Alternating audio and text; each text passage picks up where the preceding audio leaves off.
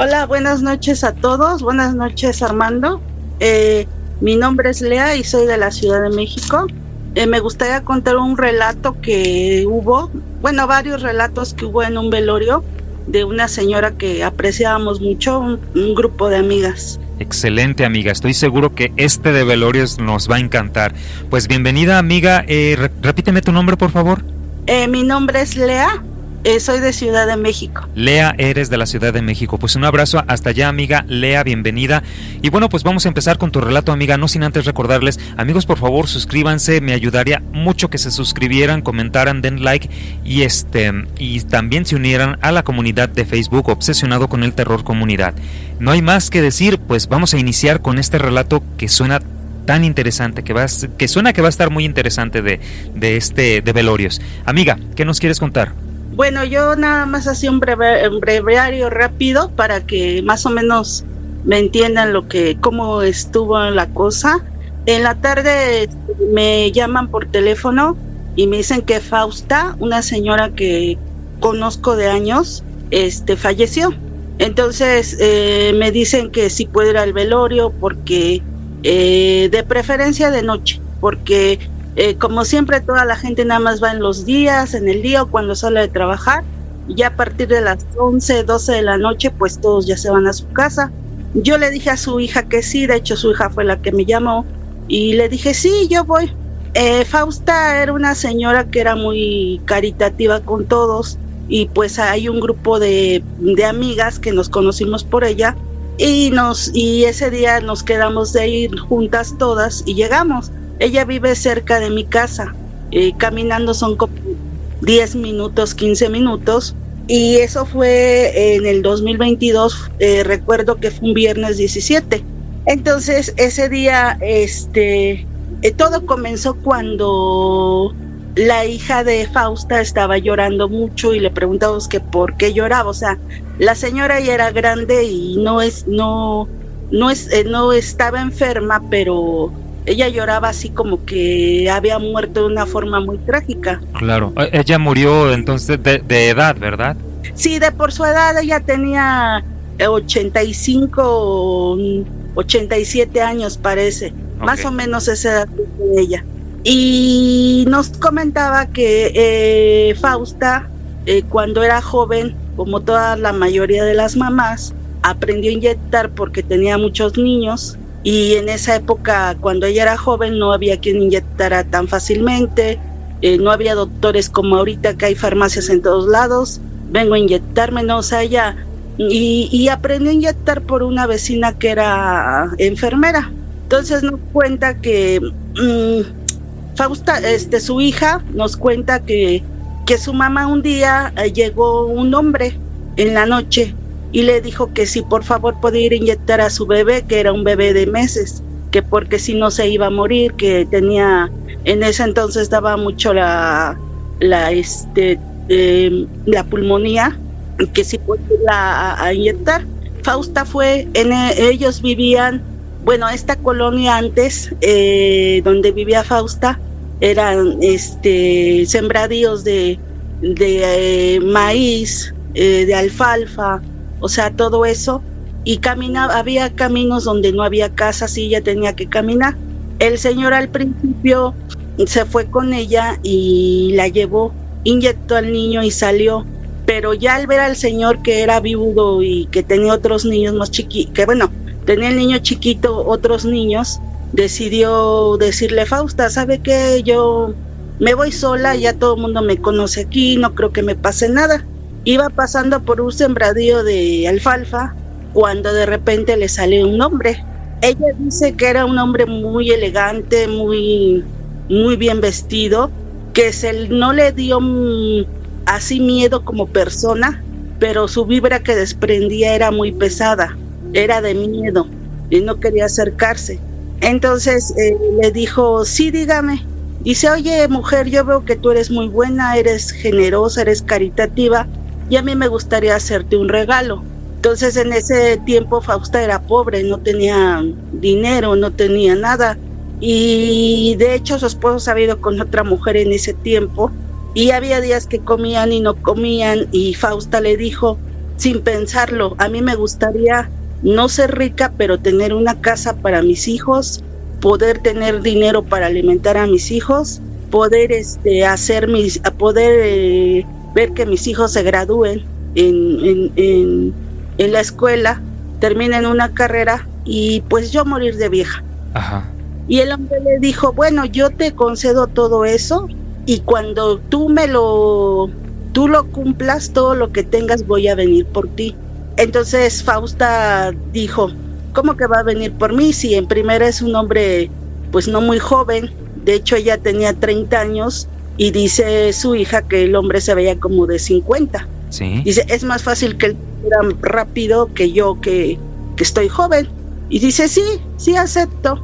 Fausta se fue y al otro día regresa otra vez y, con el señor de que inyectaba, y de regreso ya estaba su esposo. Resulta que su esposo se había ido como una señora grande y esta señora tenía mucho dinero. Entonces le dijo, no, mira, Fausta, yo me arrepiento de haberme ido, tengo este dinero. Después le comentó a los hijos que la señora amaneció muerta. O sea, era una señora que pues, tenía posibilidades económicas y que de hecho en la tarde había ido al médico a que hiciera su revisión. Pausa. La persona que falleció fue con la que se había ido el sujeto. ¿Perdón? La persona que falleció fue, la mujer que falleció fue con la que se había ido el sujeto. Y esa fue la que falleció y a él le dejó todo el dinero, todos sus bienes, todas sus cosas. Ok, suena muy como conveniente, ¿no crees? Sí, de hecho la señora, los hijos y la señora pensaban que él la había matado porque de repente llegó a decir eso, pero realmente nunca se investigó nada, nunca. La señora murió, dijeron que de muerte natural. Claro. Ok, adelante, amiga. Total que la señora cuando muere la amante del marido, todos pensaban que el esposo la había matado. Sí. El esposo de Fausta, pero pues hicieron investigaciones y nunca lo encontraron culpable. De ahí empezaron a poner un negocio, después pusieron otro, compraron una casa, compraron un terreno, hicieron departamentos. El caso es que empezaron a hacer dinero y Fausta dejó de vivir así como vivía. Pasó el tiempo, sus hijos se graduaron, la señora era muy generosa, nos veía, si te veía con hambre te llamaba y te decía, mira, es que vente a comer a mi casa. O sea, era una persona generosa. Me comenta su hija que una semana antes de morir, que ella ya murió por la edad y que ella decía que ella ya sabía cuándo que sentía que ella se iba a morir, pero que tenía un pesar y que era que no sabía que ese hombre iba a llegar por ella, si sí iba a llegar por ella, pero lo peor de todo es que no sabía a dónde se la iba a llevar. Ajá. Entonces su hija le dijo que no, que a lo mejor ya estaba muerto, que cómo era posible si ella, Fausta le había dicho a sus hijos que ya era un señor grande. Y resulta que un día antes de morir, muere en su cama y sus hijos rentan donde viven ellos rentan, son departamentos y ellos viven hasta el último piso. Entonces la señora muere y dice que dejaron la puerta abierta y cuando vieron entró un hombre. Se paró en la puerta del cuarto de Fausta, la vio y se fue. Entonces ella nos decía, ¿será el hombre acaso que mi mamá nos dijo que me iba a llevar? Y pues todas nos quedamos así, que se la iba a llevar. ¿O será un curioso? ¿O será alguien que no sabemos si nada más pasó y oyó que llorábamos y entró a ver qué pasaba? O sea, nunca en su vida lo habían visto. Lo que la hija se acuerda es que el hombre iba vestido tal y cual su mamá le dijo que lo había encontrado cuando le ofreció el regalo que él dice que le daba. Claro. ¿No te diría o no sabrías qué facciones tendría si lo vieron de la cara? Dice que no recuerda. Ajá. Pero que era un hombre como de 50 años, que era un hombre fino, nada más dijo ella, que no se veía que era de por aquí, de por las colonias. Todos tenemos, bueno, en nuestras colonias tenemos pues el mismo tipo de vestimenta, el mismo tipo de voz, el mismo tipo de expresión. Y dice que este hombre se veía que no era de esa colonia ni de otra colonia, o sea, se veía como que no era de aquí, que era extranjero. Claro, claro. Pero era extranjero en la cuestión de que no era güero ni era de ojos azules, no, o sea, ella al decir extranjero se refería a que no ubicaba que no era de aquí. Lo que dijo nada más es que cuando el hombre se fue, empezó a oler a cañería, demasiado, olía a cañería y olía como cuando el baño está sucio, sí, claro, que no le echan agua. Ajá, y entonces ella estaba con ese pesar. Entonces nos quedamos todas así pensando, y una señora que se llama Rosy nos empieza a contar otra cosa. Me dijo, yo les voy a contar otra cosa, pero pues yo pensé que nos iba a contar un chiste o algo como para atenuar las cosas. Sí, claro. Y no, nos sale con otra historia. Nos sale con una historia de un hermano de un matrimonio que ellos, de un matrimonio de la hermana de un chico que ellos conocían. Resulta que aquí en México se hacen las tandas y allá en el norte creo que les llaman cundinas, algo así. Entonces Gonzalo era el esposo de Eva y ese matrimonio se llevaba muy bien. De hecho tenían 3 niñas y nos cuenta ella que su hermano de Eva, que era la esposa de Gonzalo, era el amigo de su hijo, de esta señora que nos contó, que se llama Rosa María, y de cariño le dijo Rosy. Entonces se llamaban muy bien y todo, pero Gonzalo hizo una tanda a escondidas porque iba a ser diciembre y era como una sorpresa para su familia, o sea, lo que les iba a regalar, lo que les iba a comprar, todo eso. Entonces llega Gonzalo en la tarde de trabajar y llama a su mamá a un cuarto. Dice que vivían en una casa, pues rentaban, pero no era una casa así tan pobre. Y le dijo a su mamá, oye mamá, guárdame este dinero, fíjate que es para la Navidad, para que podamos pasarla bien. El total, ellos nunca peleaban, ellos nunca discutían, nada más estaban riendo, nada más estaban jugando. De repente el hermano de Eva, que estaba ahí, que se llamaba Joel, porque ya no vive, le dijo, empezó a oír que se empezaron a pelearse, a gritarse groserías, empezaron a aventarse cosas, y el esposo de Eva Gonzalo le pega a Eva. Uh-huh. Entonces Eva estaba planchando y lo que hizo fue agarrar la plancha y darle en la cabeza con la a su plancha. Esposo. Con la plancha. Vaya. Y pues en ese momento lo mata, lo desvive. Entonces la mamá de Gonzalo se le queda viendo y le dijo, ¿sabes qué? Vete, porque ahorita mis nietas ya se quedaron sin papá y si te agarran se van a quedar sin mamá y yo ya soy vieja y no puedo cuidarlas. Entonces él agarra y se sale con sus hijas y su hermano y se fueron. Ellos vivían aquí por el Reclusorio Oriente.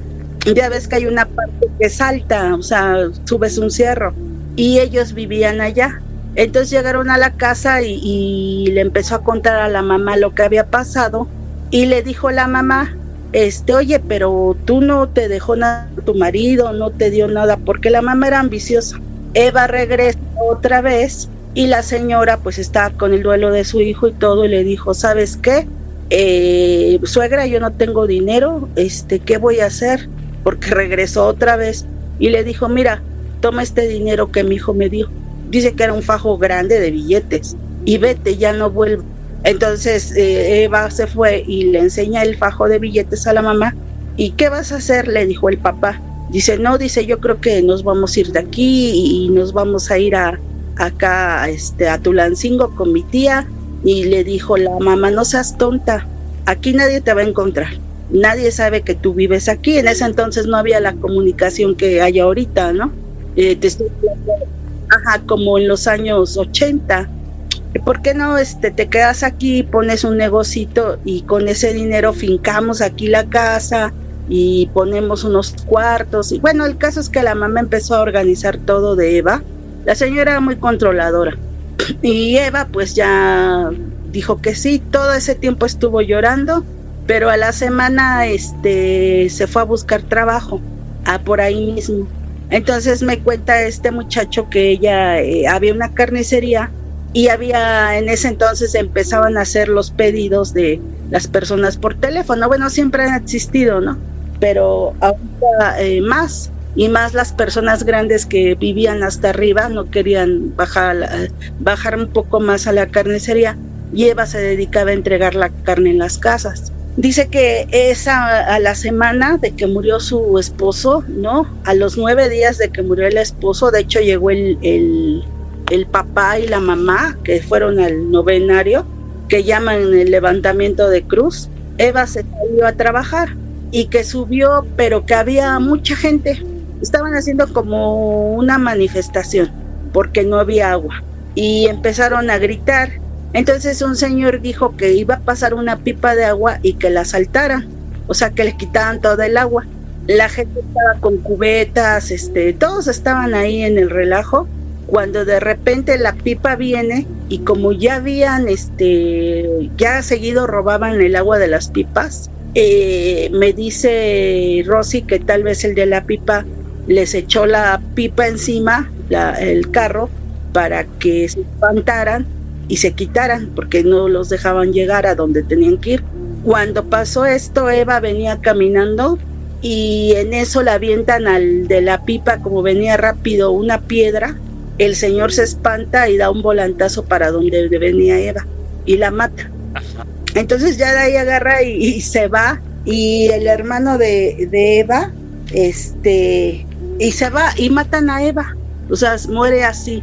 Sí. Después el hermano de Eva andaba de novio con una chica. Siempre se ha dado eso, ¿no? De que no es de esta religión, y como no es de mi religión no lo queremos.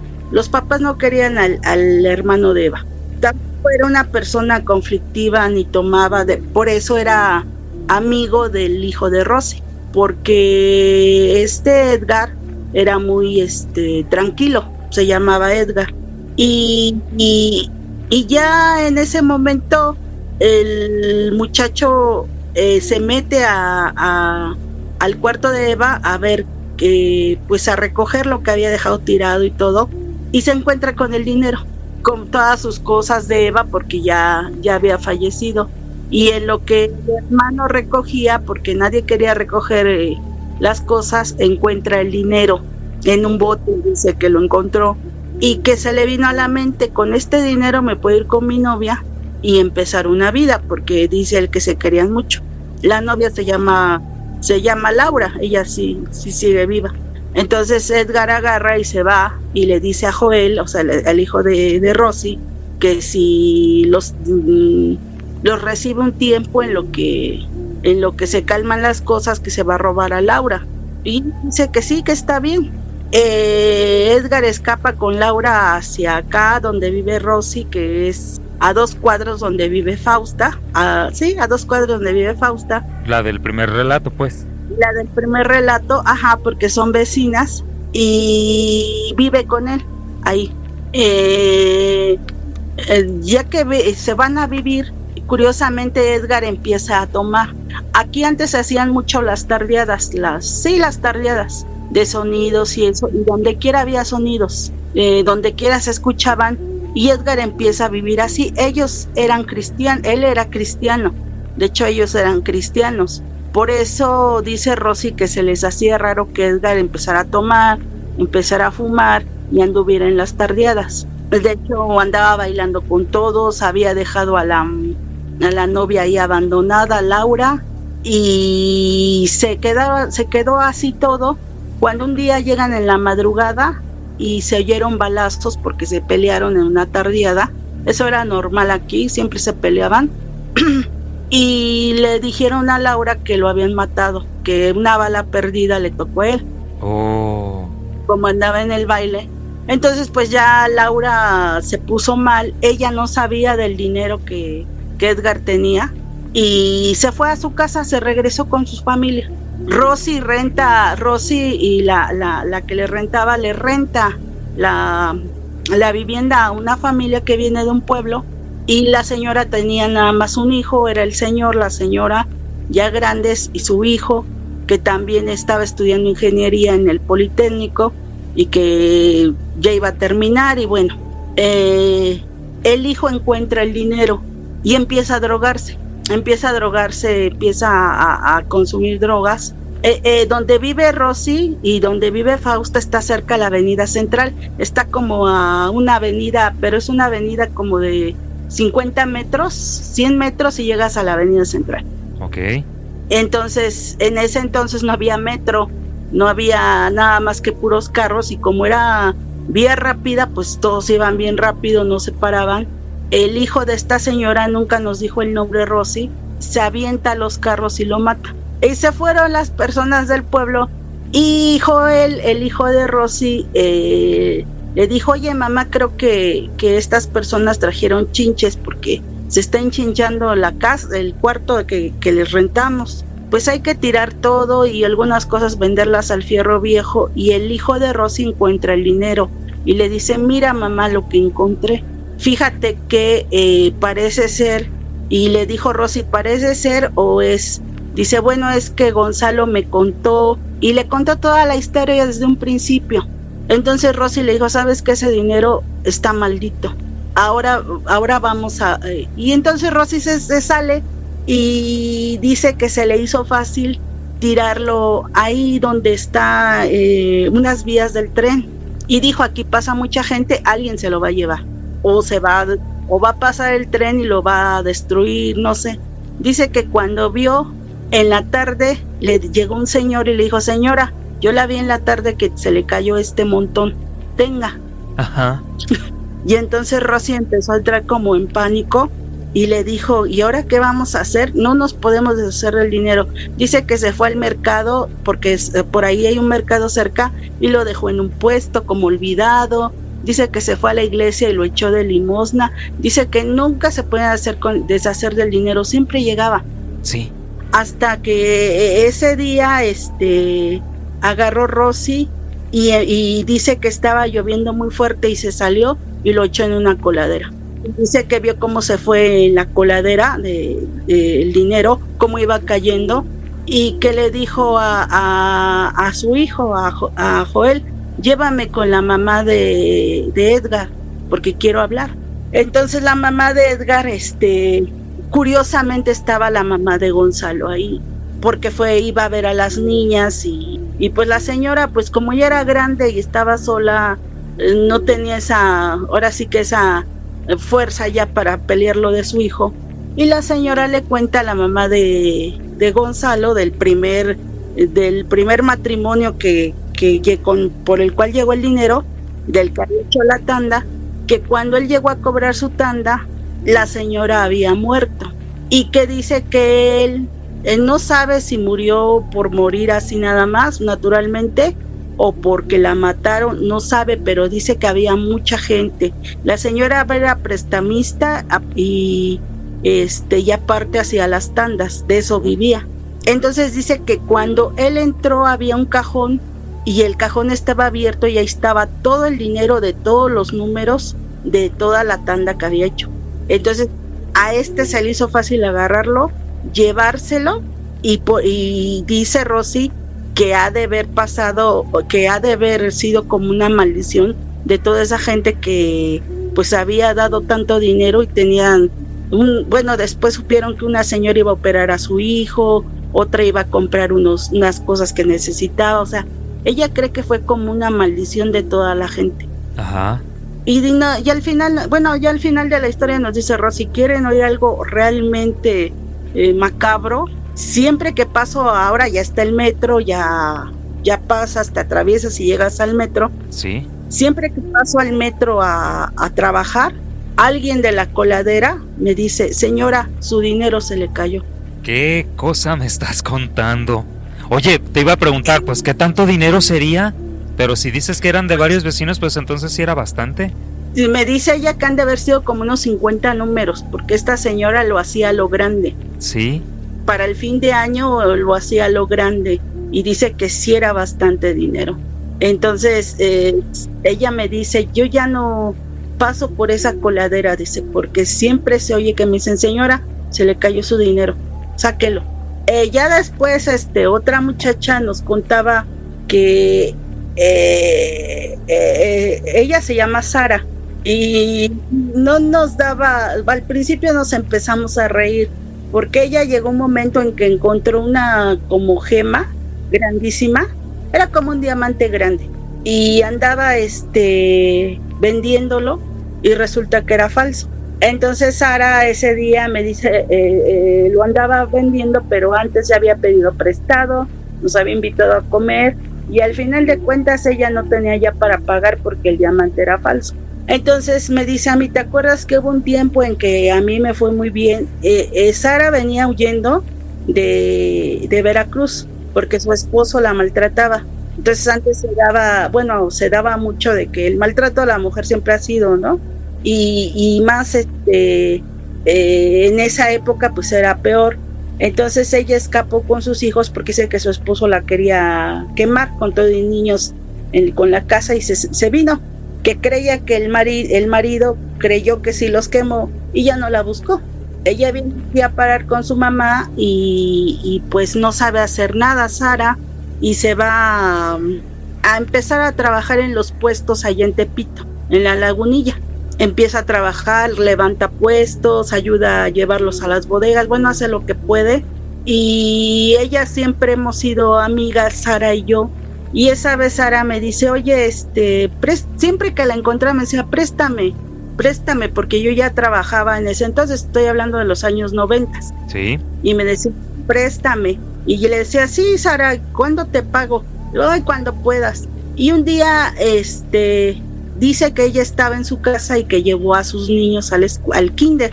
Regresando del kinder, todos ya se habían ido a trabajar, otros se habían ido a la escuela, y dice que sonó el teléfono y que de repente le dijeron, hola Sara, ¿qué estás haciendo? Entonces ella en ese momento se le vino su marido a la mente porque pues estaba ya traumada la pobre de lo que le pasaba con él, y le dijo, fíjate que ahí donde está el mecánico hay unos perros, donde están los perros echados, abajo del carro hay una pulsera de oro y es para ti. Y Sara agarró y se quedó así. Yo a la hora que en ese momento yo salgo, iba yo para el metro a trabajar, porque yo trabajaba en el Zócalo, y me la encuentro que sale corriendo y me dice, oye, espérame, yo pensé que le había pasado a alguno de sus niños. Me dice, es que vamos a ver esto. Acompáñame aquí donde los perros, porque así se conoce ahí donde los perros, o sea, porque hay como 20 perros que son del mecánico y ellos cuidan ahí. Entonces ya los corrimos, los engañamos que les íbamos a dar algo y los perros corrieron y se fueron, unos nos empezaron a mover la cola, otros nos ladraban, se agacha y ahí estaba la pulsera. Y entonces me dice, mira, le digo, ¿y eso qué es? Ah, pues es que me hablaron por teléfono y me dijeron que ahí había una pulsera de oro para mí.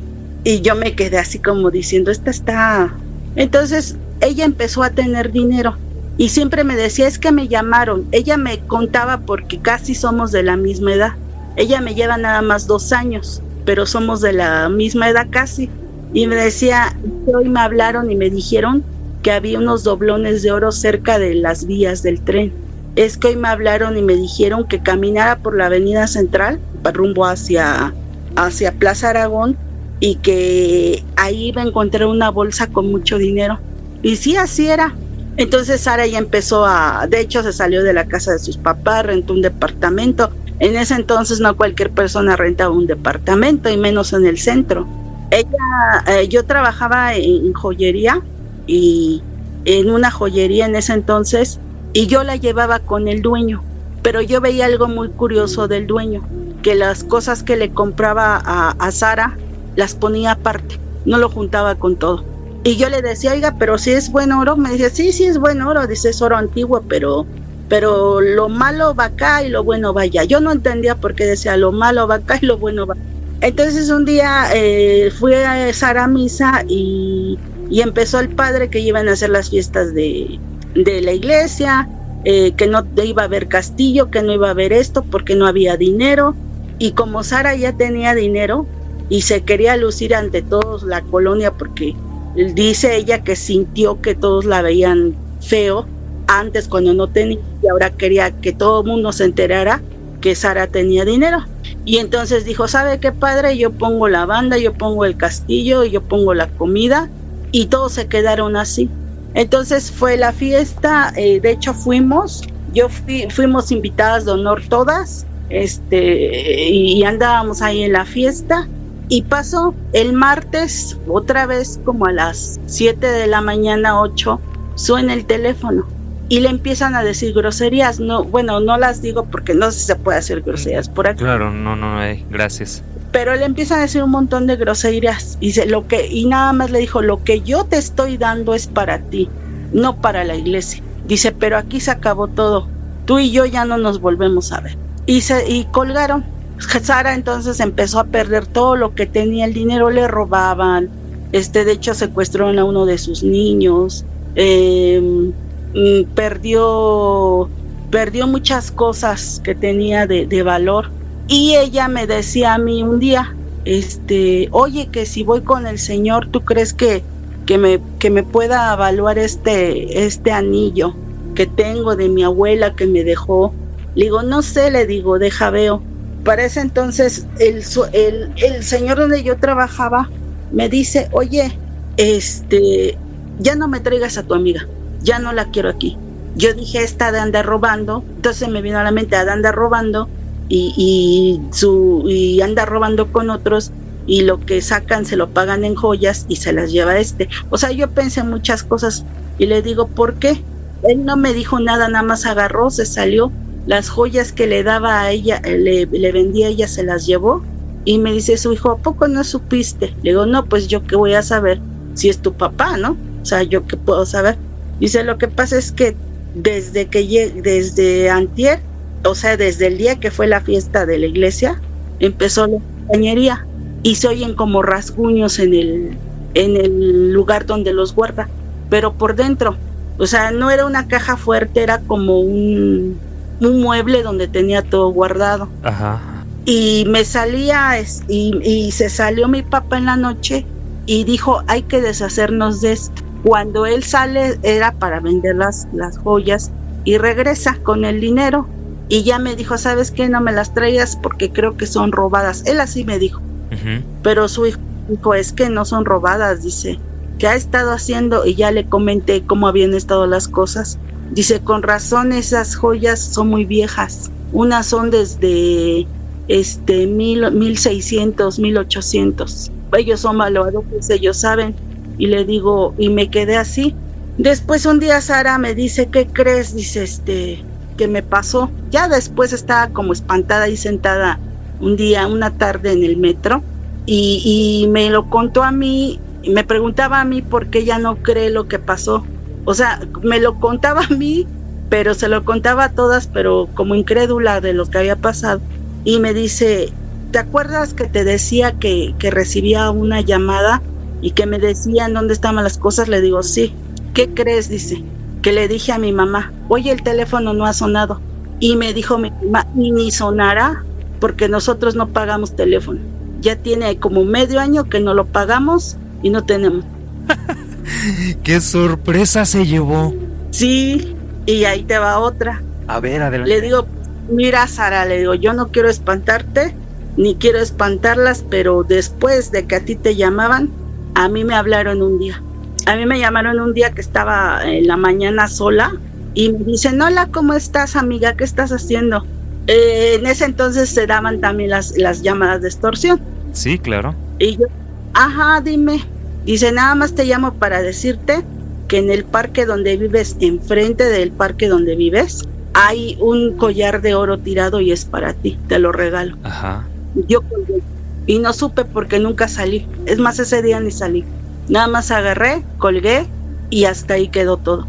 Y Sara todavía sigue incrédula, así como que, ¿pero por qué, no? O sea, ¿será verdad lo que a mí me pasó? Y ella ahorita que le dije eso se puso blanca, porque ¿a poco sí? ¿Y cómo era la voz? La voz era una voz y varias a la vez. No sé si me voy a entender. Era una voz como cavernosa. Exactamente, y se oían niños, se oían mujeres, se oían hombres, se oían ancianos, o sea, pero todos decían una misma cosa a la vez, como si estuvieran organizados para decirlo. Y ya después, como iba a ser el 19 de septiembre, una muchacha nos dice, es que a mí me dan miedo esas cosas que ustedes hablan, porque si recuerdan, mis papás murieron en el terremoto y todas nos quedamos, pues por aquí no cayó nada. Ella en el 85, sus papás desaparecieron, no murieron, no se sabe, sus papás desaparecieron, y nos empieza a contar, sus papás trabajaban en la Merced, en una fábrica de bolsas, entonces su mamá era la que llevaba la contabilidad y su papá trabajaba despachando. Ese día el dueño había ido a su pueblo, que creo que el señor era de Guanajuato, y les dijo a ellos, ¿saben qué? Ustedes se van a hacer cargo de abrir temprano y de cerrar, y yo les voy a pagar un poco más. Estas niñas se quedaban solas con su abuela y ella las preparaba para ir a la escuela. Una iba en segundo de secundaria y la otra iba en quinto de primaria. Entonces salieron ¿qué serían?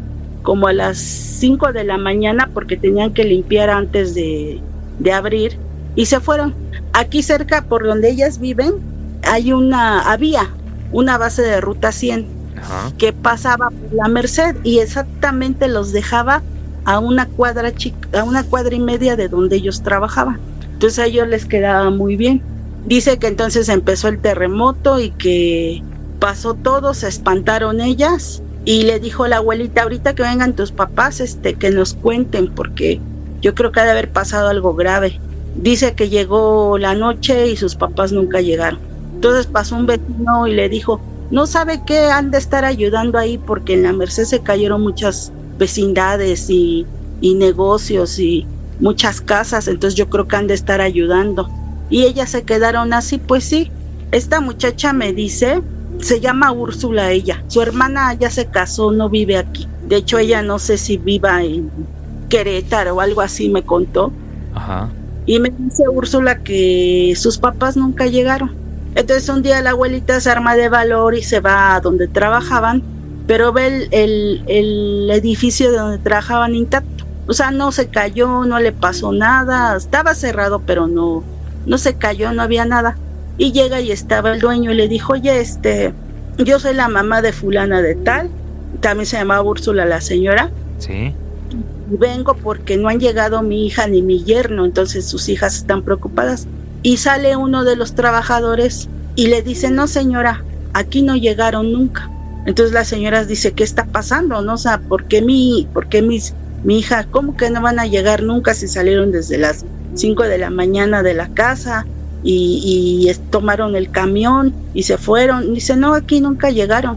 Y dice el dueño, porque pues pensaba que la señora quería sacar dinero, y le dijo, y dele gracias a Dios que no los demando, porque se llevaron las llaves y no sé si vayan a vaciarme el local, pero ya voy a cambiar las cerraduras y va a ver que los voy a demandar. Bueno, sí son ahí una.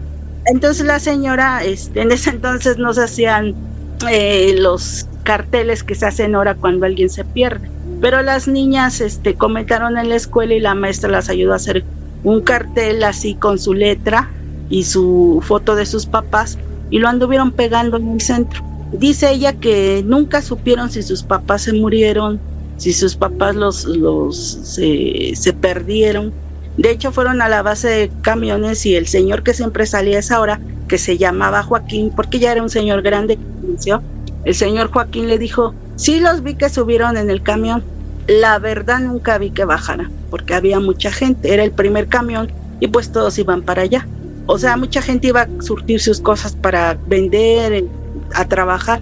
Entonces no sé si sí se subieron o sí se subieron, porque de hecho su hija me saludó y me preguntó cómo seguía. El señor estaba enfermo del estómago y me preguntó cómo seguía y pero nunca vi que bajaron. Y ya Úrsula se queda así, me dice, pero, y yo me quedé así, dije, bueno, y esa historia, o sea, pues yo no la vi tétrica, ¿no? Sino que un día nos habla y nos dice, y nos dice que ya después de que ellas crecieron, lo siguieron buscando, y a los 25 años las dejaron de buscar. De hecho, cuando se cumplió 25 años del terremoto, no, 30 años del terremoto, las dejaron de buscar. Sí. Y su hermana se iba a casar. Entonces un día antes que se casa la hermana, igual, suena el teléfono, pero dice Úrsula que se oía un aire como si fuera un desierto, como si hubiera nada. Ajá. Ella nos dijo así, que era como el purgatorio. No sé cómo sepa que es el purgatorio, pero ella dijo que era como el purgatorio. Y que oyó la voz de su mamá que le dijo, hija, ya no me busques, yo ya estoy en un buen lugar, felicítame a tu hermano. Y entonces Úrsula me dice, ¿sabes qué? Dice, yo pienso que mis papás se escondieron de nosotras y tienen otra familia, y empezó ella a sacar empezaron a sacar otra teoría y hasta la fecha. Ajá, y hasta la fecha siguen buscándolos, ¿eh? Y lo único que recibieron fue esa llamada. Habló con ella, habló su papá, les dijeron muchas cosas que nadie sabía, como que ella le habían operado del apéndice y que la abuelita no tenía dinero para pagar, como que la hija chica se había caído un día en una coladera y se lastimó el pie. O sea, sabía cosas que nadie sabía. Y hasta la fecha ella dice que de ahí los empezaron a buscar otra vez porque ella cree que siguen vivos por la llamada que recibieron. Claro, pues ya sería muchos años como para que siguieran vivos si estaban ya mayores los señores. Sí, porque la señora ya tenía 40 años y el señor tenía como 46. Entonces, lo que a ella le llamó la atención, dice que fue el aire que se oía como estática y aire, y a veces su voz se oía como robótica, como si fuera una voz metálica. Por rato se oía metálica, por rato se oía normal, y dice que se oía su misma voz de cuando ella estaba, o sea, cuando desapareció, de la misma edad. Esas llamadas como la que recibiste tú del collar ese que estaba tirado. Amiga, tengo una inquietud con esa llamada que desde que me lo platicaste ahorita quiero hacer clic. Cuando recibiste esa llamada y bueno, pensando que era el demonio, un diablillo o algo, ¿cómo te sentiste tú cuando contestaste? Me dio miedo. De hecho, me dio miedo, pero me acordé que una vez el señor donde yo trabajo, yo me imagino que él ya sabía de esas llamadas, porque varias gente le lleva cosas muy extrañas para vender. Y después este señor me dice, si te llaman un día, cuelga. Le digo, ¿y qué se hace en esos casos? Dice, cuelga, desconecta el teléfono. Algo sabría, ¿verdad? Sí, como que algo sabía, porque después ya con el tiempo, ya el señor ya era grande, hace como 8 años, no es cierto, como 12 años, porque él tiene como 13 años de muerto, me dijo que a él le había llegado gente que le decía que existían esas llamadas, que de hecho les decían que había unas que eran verdad y había otras que no. Y había otras que le decían, métete a esa caverna, ahora como por Iztapalapa que hay cuevas y eso, métete a esa caverna y ahí vas a encontrar oro. Y dice que la gente se perdía, se moría, desaparecía. Entonces, yo llegué a conocer un señor que de hecho también vendía joyas. El señor, donde trabajaba se llamaba Jacobo. Le decía, Jacobo, ¿cómo ves? ¿Esto será verdad? ¿Será original? Y le decía, sí, es original. ¿Y dónde lo compraste? Ah, no, eso no se dice. O sea, el señor también recibía las llamadas. Claro, por supuesto. Oye, amiga, ¿y llegaste a conocer a alguien más que recibiera esta llamada, una llamada como la que recibiste tú? No, nada más nosotras. Y eso porque yo me juntaba mucho con Sara. Uh-huh. Y muchas veces me acompañaba, como eran lugares solos, ahorita ya hay mucha gente porque está el metro, hay negocios, venden cosas. Hay mucha gente, pero antes eran lugares muy solos y ella me llevaba a mí para que la acompañara. Entonces dicen, ¿no? Que esas cosas son como la harina. Si Sara pasa y le echaron un costal de harina encima, lógico que si yo me junto con ella también me voy a ensuciar. Sí, naturalmente. Pero nunca conocimos a nadie yo ya no conocía a nadie de ese tipo. O yo escuchaba que decían que los llamaban, que de hecho una señora llegó a preguntar por su hijo, que le dijeron que había candelabros de oro y cosas de oro ahí, en una caverna rumbo hacia Toluca, rumbo hacia Toluca, algo así le dijo. Y pues ahí no, que yo sepa, no hay cavernas, ¿no? Pero hubo otra que le dije que en el Cerro del Silencio, en el Monte del Silencio, el Cerro del Silencio, que está aquí por el Ajusco, no sé qué es, el Valle del Silencio, perdón. Ajá, que allí iba a encontrar muchas cosas de oro en un costal. Y dice la señora que de ahí su hijo desapareció. Y también desapareció. Oye, y todo este último relato que me contaste también se lo platicaron ahí mismo en el velorio. Sí, porque estábamos contando relatos de terror según... Se la pasaron muy bien entonces. Oye, bueno, se contaron ese relato y se contarían algo más. A ver, platícanos. Yo conté uno de cuando entré a trabajar. Ya la última fui yo. Ajá. Bueno, yo cuando terminé de estudiar, tengo un conocido que nos decimos hermanos porque nos gusta estarnos diciendo cosas, hermano, hermanastro, o sea, nos llevamos así, ¿no? Ellos según para despistar a la gente. Entonces él es médico forense y me dijo cuando entré a trabajar ahí, era una funeraria era una funeraria donde también se presta para vender cuerpos y todo eso. Era un lugar feo, pero pues yo no encontraba trabajo, no tenía dónde practicar y yo me fui a meter ahí. Ahí conocí a varias personas y este muchacho que se llama Daniel me dijo, ten cuidado, porque siempre te hacen la famosa novatada que dicen. Y te vayan a espantar. Y fíjate que ahí mismo espantaron al señor de limpieza, y el señor de limpieza supuestamente simularon una voz que era de un muerto, la grabaron y la distorsionaron, y él se espantó y salió corriendo. La puerta era de vidrio y dice que la rompió de la impresión. Entonces el señor terminó todo cortado y aparte quedó como tartamudo del miedo. Y me dijo, ten cuidado, no vayas a caer tú, y como eres medio, así me dijo, no medio paisana, pues vayas a caer y andes llorando después. Le digo, no, yo ya más o menos sabía. Ese día llegó y llegaron con un cuerpo. No tenía nombre, no tenía nada más decían que lo habían encontrado en un parque y que dijeron que se lo llevaron porque ellos los venden a las escuelas de medicina, porque yo le dije, oye, ¿y si es negocio enterrar un muerto pues que no tiene familia? Me dice, no, dice, lo podemos vender a la escuela de medicina, o sea, no hay problema. Pero lo que les llamó la atención es que no tenía rasguños, no tenía nada, estaba así como dormido. Y me dijo, pues ahí te quedas con el señor, nosotros ya nos vamos. Y ya me quedé yo así, ¿no? De repente yo me pongo a tomar las fotos que se toman, que se ve si tiene un tatuaje, un lunar, alguna cicatriz, algo que sea una característica que lo puedan distinguir. Entonces empezó a tomar todo lo que es, y en eso me volteo y lo veo sentado señalando hacia allá, hacia la salida.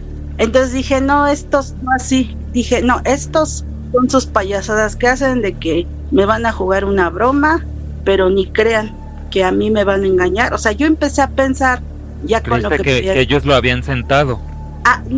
Pensé que ellos lo habían sentado, o que sí, que ellos estaban planeando una broma, porque como yo había llegado apenas, pues era la broma que había pasado. Y resulta que cuando van entrando los que se habían quedado, empezaron a gritar. Entonces yo todavía seguía, no, pues es que ya está bien elaborada esta broma. Empezaron a gritar, o sea, yo no creía, ¿no? Cuando veo que uno de ellos va y me jala de la mano y me saca corriendo, y le digo, ¿qué pasó? Dice, ¿sí viste que el muerto estaba así señalando hacia mí? ¿Tú no lo viste? Y le digo, sí lo vi que estaba señalando así. Total que esta persona sale a hacer un reconocimiento de un cuerpo a una casa, y este señor había fallecido, los familiares no habían dicho, y había fallecido de una infección inmunocontagiosa. Ajá. Y lo contagió, él se picó y se contagió. Entonces después esa persona seguía ahí y me decían, ¿sabes qué? Hay que embalsamarlo para que ya no se mueva. Y pues ya estábamos ahí, no era ya nada más yo, éramos varios, y yo como no tenía la práctica que tengo ahorita, pues sí me tardaba haciendo las cosas, porque pues apenas empezaba a aprender.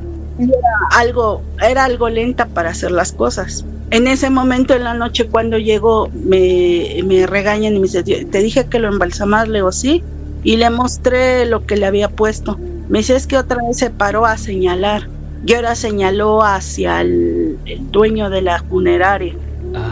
Y el dueño de la funeraria al otro día muere. ¿Supiste de qué falleció? Nos dicen que fue en un accidente de auto. Ajá. Que fue en un accidente de auto en el que iba manejando su hija, y la hija, como apenas estaba aprendiendo a manejar, se metió al periférico y no supo controlarse y chocaron y se mató. Híjole. Él nada más, porque la hija no le pasó nada.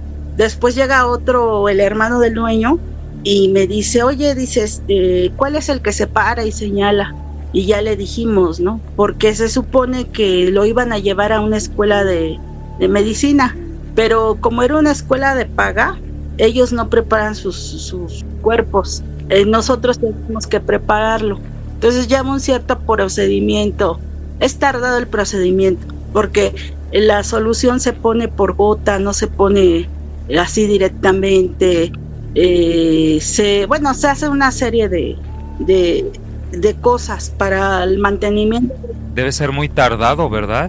Sí, es como un mes y medio, para que ni cause hongos que puedan producirse en la descomposición del cuerpo, ni tampoco contagie a los estudiantes, porque pues ellos agarran y meten mano y no saben.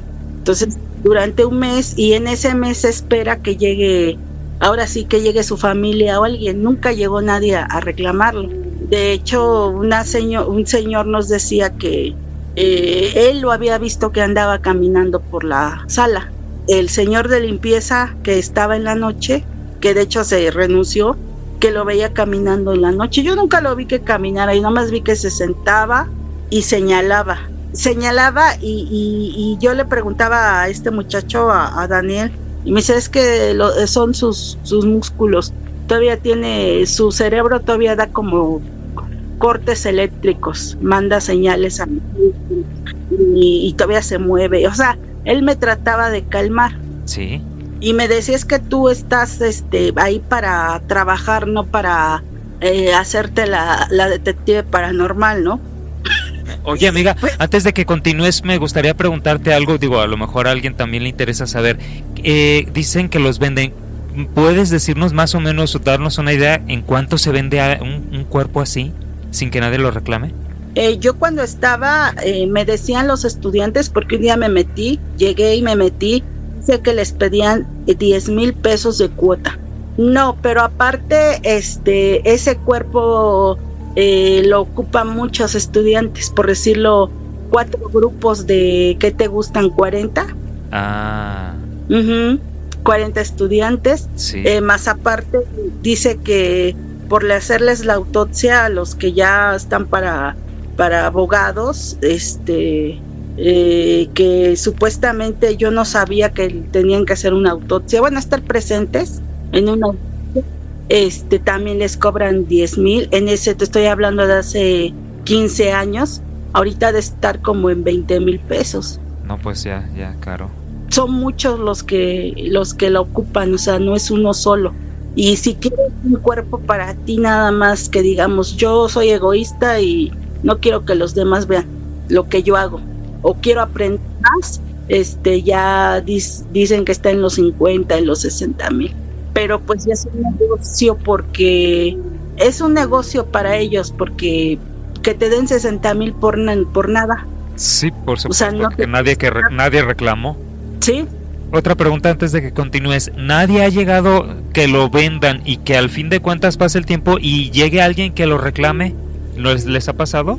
Mucha gente, de hecho, a las escuelas públicas de medicina también llegan y los reconocen y se los llevan. Eso se da mucho en el norte, allá en Nuevo León, en Tamaulipas, en Tijuana.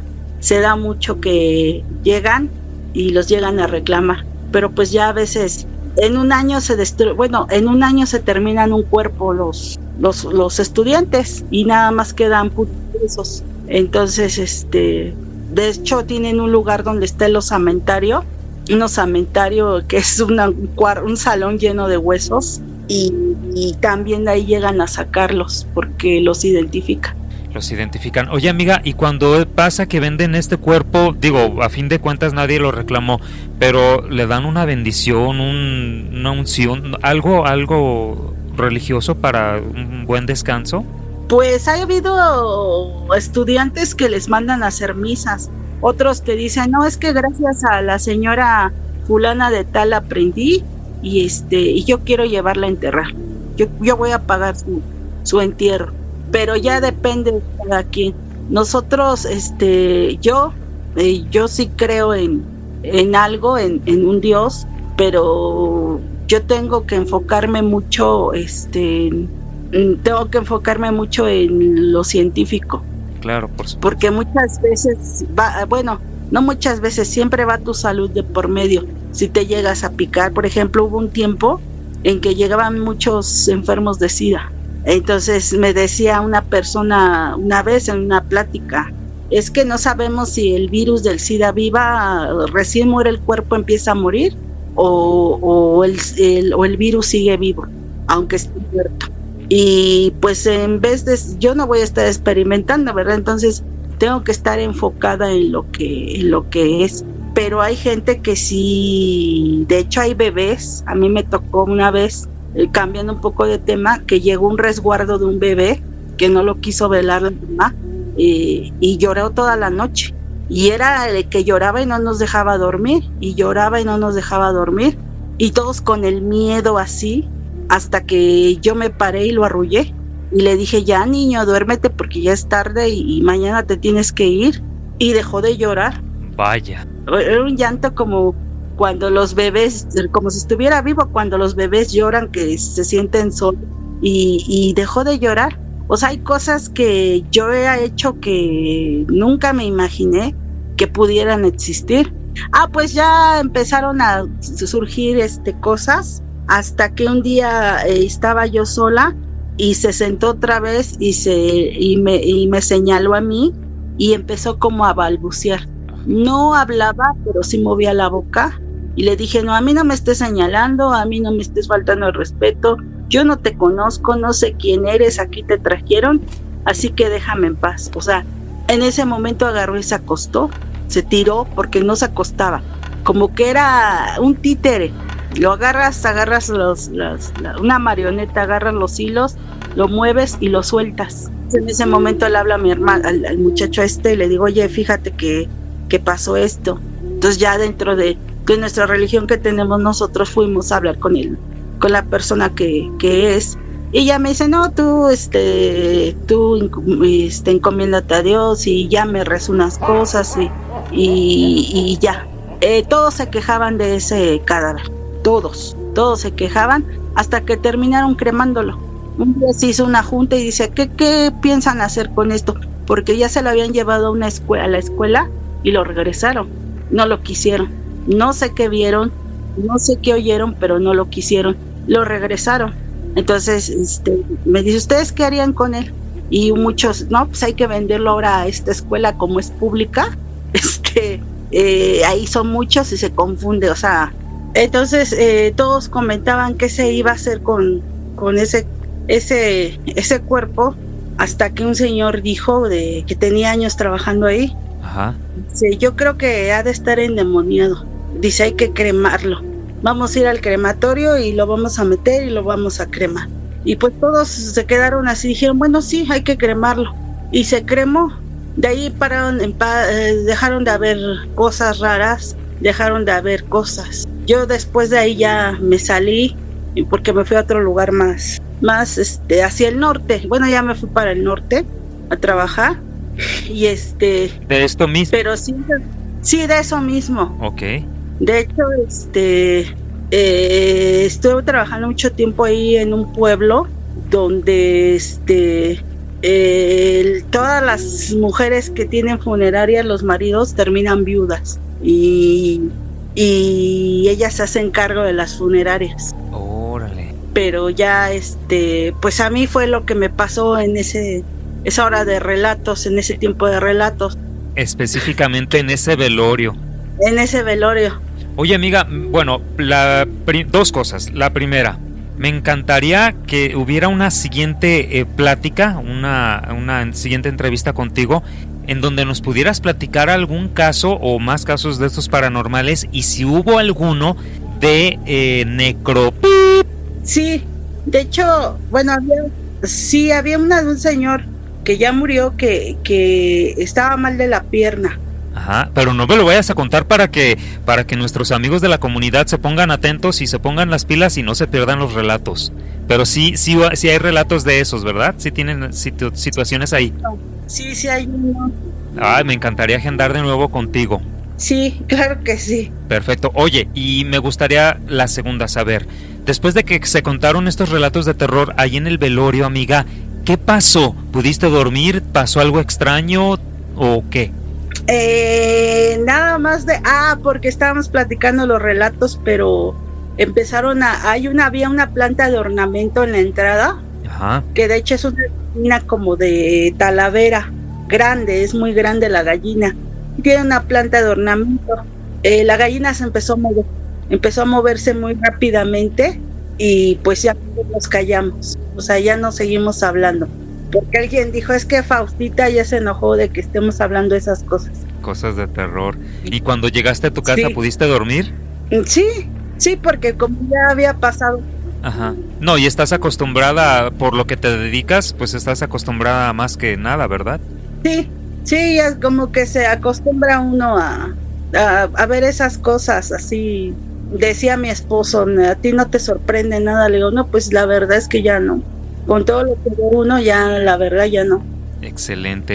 Pues, amiga, estuve encantado de haber escuchado estos relatos de velorios. Me encantó platicar contigo. Y pues sí, definitivamente te espero en una segunda entrevista. ¿Me recuerdas tu nombre, por favor? Lea, y vivo en la Ciudad de México. Lea, de la Ciudad de México. Amiga, ¿y unas últimas palabras para cerrar sesión? Pues que sigan escuchando el canal y que si tienen historias, pues las compartan. Porque todo mundo tiene historias, pero es difícil encontrar dónde compartirlas y para que uno las escuche. Y muchas veces dicen, es que es la misma historia, pero no, son mismas situaciones con diferentes personas. Entonces, que se den la oportunidad de escuchar el canal y que compartan sus historias. Ojalá te hagan caso, amiga. Gracias. Y pues bueno, te agradezco mucho. Que pases buenas noches. Buenas noches, igualmente. Excelente, no me vayas a colgar, déjame nomás terminar la sesión. Amigos, gracias, espero que les haya gustado este relato aquí en este canal Obsesionado con el Terror.